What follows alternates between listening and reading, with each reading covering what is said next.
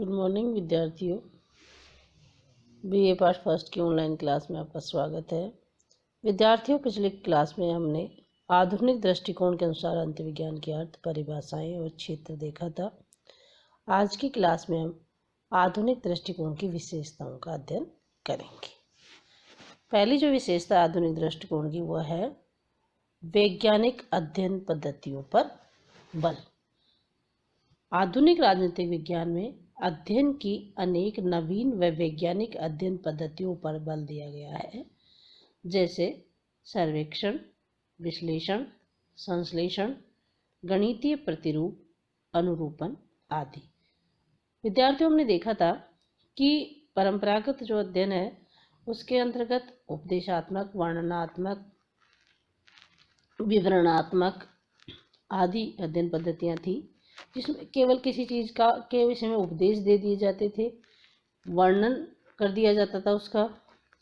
लेकिन आधुनिक जो दृष्टिकोण है वो ऐसा नहीं है। इसमें किसी भी विषय पर अध्ययन करने के लिए सर्वे किए जाते हैं, तथ्यों का संकलन किया जाता है, उनका विश्लेषण किया जाता है, संश्लेषण किया जाता है और फिर गणितीय प्रतिरूप और अनुरूप के माध्यम से उनकी समानता या भिन्नता देख करके रिजल्ट निकाले जाते हैं और ऐसे किए गए अध्ययन के रिजल्ट ज़्यादा सटीक और वैज्ञानिक होते हैं। तो पहली इसकी विशेषता है वैज्ञानिक अध्ययन पद्धतियों पर बल। दूसरी विशेषता है मानव व्यवहार के अध्ययन पर बल। आधुनिक दृष्टिकोण में मनुष्य के राजनीतिक व्यवहार के अध्ययन पर बल दिया जाता है। विद्यार्थियों, हमने देखा कि परंपरागत दृष्टिकोण में संस्थागत अध्ययन की बात हमने देखी, न्यायिक और वैधानिक अध्ययन की हमने बात देखी कि केवल कानून को पढ़ लिया गया है, केवल कानून क्या कहता है इस विषय में अध्ययन किया गया है, या संस्थाएं क्या कार्य कर रही है इसके विषय में अध्ययन किया गया है। लेकिन मनुष्य का व्यवहार कैसा है या मनुष्य क्या चाहता है अपने राजनीतिक जीवन में, इसके बारे में अध्ययन नहीं किया गया। लेकिन जो आधुनिक दृष्टिकोण है वो मनुष्य के राजनीतिक व्यवहार के अध्ययन की बात करता है। नंबर 3, मूल्य मुक्त या मूल्य निरपेक्ष अध्ययन पर बल। आधुनिक दृष्टिकोण मूल्य मुक्त अध्ययन पर बल देता है, क्योंकि इसका मानना है कि एक वैज्ञानिक एवं सटीक विषय का निर्माण तभी हो सकता है जबकि हम मूल्यों को या मानवीय मूल्यों को, जैसे नैतिकता, स्वतंत्रता, भ्रातृत्व आदि को अपने अध्ययन विषय से दूर रखें। अर्थात अध्ययन के विषय में भाईचारा व्यवहार कार्य नहीं करे, बल्कि जो तथ्य है वो आंकड़े हैं वही उसके संदर्भ में अध्ययन किया जाए, तो वो ज़्यादा वैज्ञानिक हो सकता है। तो मूल्यों को अध्ययन से दूर और मनुष्य की खुद की पसंद को अध्ययन करता है कि अपनी खुद की पसंद को अध्ययन से दूर रखा इसमें जाता है। चौथा है आदर्शवादी अध्ययनों की अपेक्षा यथार्थवादी अध्ययन पर बल।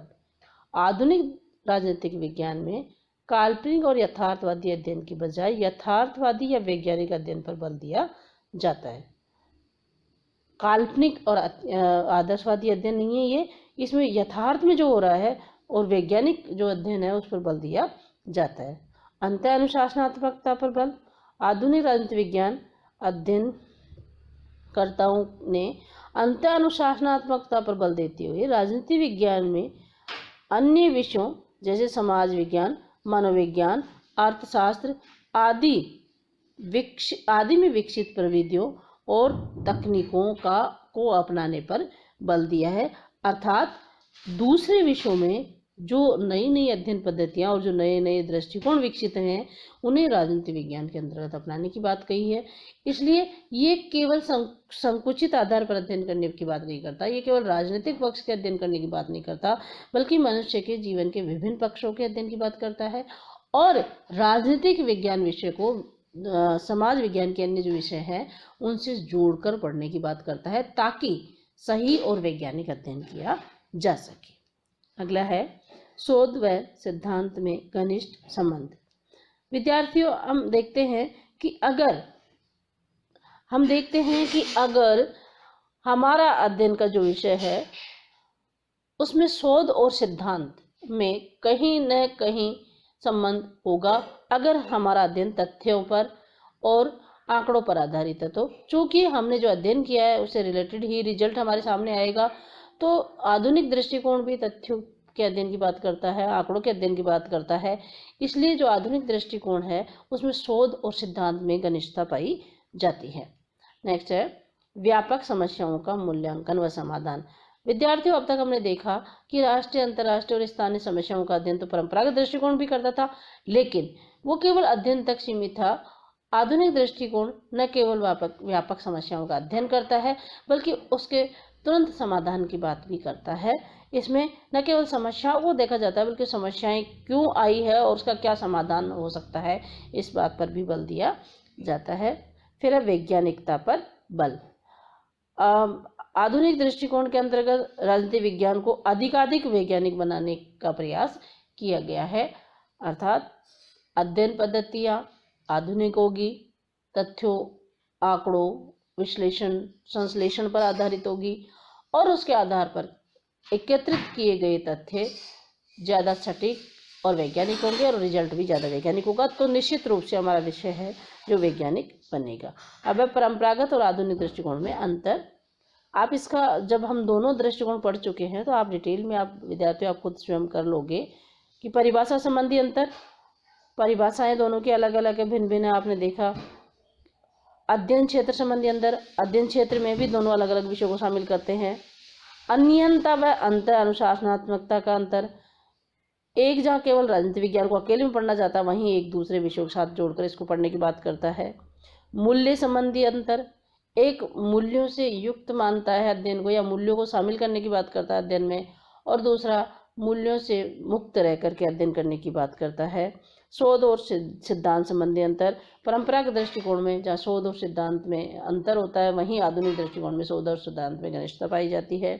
प्रमाणिकता संबंधी अंतर, परंपरागत दृष्टिकोण चूंकि कल्पना पर आधारित है इसलिए वो इतना प्रमाणिक नहीं है जितना कि आधुनिक दृष्टिकोण, क्योंकि ये तथ्य और आंकड़ों पर आधारित है।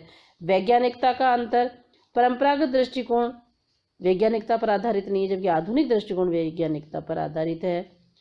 और उद्देश्यों का अंतर। विद्यार्थियों, इस तरह से हमने देखा कि परंपरागत और आधुनिक दृष्टिकोण की अलग क्या क्या विशेषताएं हैं, अर्थ और परिभाषा और क्षेत्र दोनों का किस तरह से भिन्न भिन्न है और दोनों में क्या अंतर पाया जाता है। धन्यवाद विद्यार्थी।